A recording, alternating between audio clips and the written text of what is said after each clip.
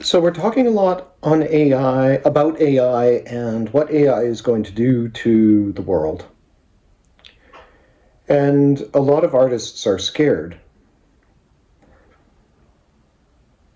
They think that AI is somehow going to take over the creative space. I think the only way that happens is if AI somehow magically learns to actually create, which it cannot do. All it can do is take the information that is available and turn it into aggregate and turn it into data points and turn it into, mixing and matching and finding ways to fit old ideas together. So AI is not going to be capable of turning something into genuine human emotion. At all of the times in our lives that are the most emotionally charged, weddings, funerals, falling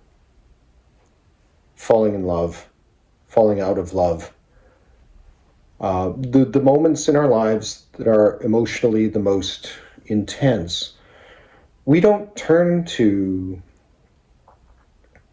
a self-help book. We don't turn to anything except art.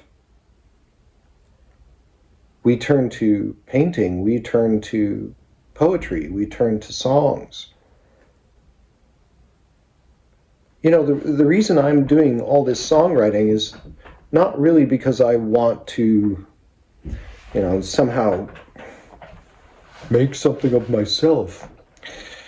No, I'm doing it because one day somebody is going to need an expression. Someone is going to need a moment in their life where they can process an emotion. They're going to need 4 minutes where they are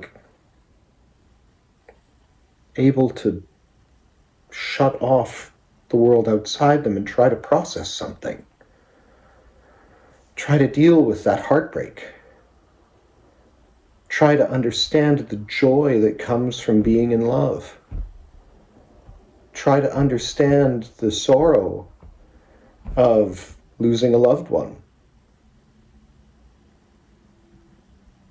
And in those moments, art shows us the way. And there are many different expressions of that. One of my favorite expressions of being in love is Mark Twain's wonderful poem, These I Can Promise. Have you ever heard it? I'll recite it for you now. I cannot promise you a life of sunshine. I cannot promise riches, wealth, or gold. I cannot promise you an easy pathway that leads away from change and growing old. But I can promise all my heart's devotion, a smile to chase away your tears of sorrow, a love that's ever true and ever growing, a hand to hold in yours through each tomorrow. How can anyone be unmoved if they have known love and read those words? How can anyone be cold in the moment when they hear someone say that to them, or say it to someone else and mean it?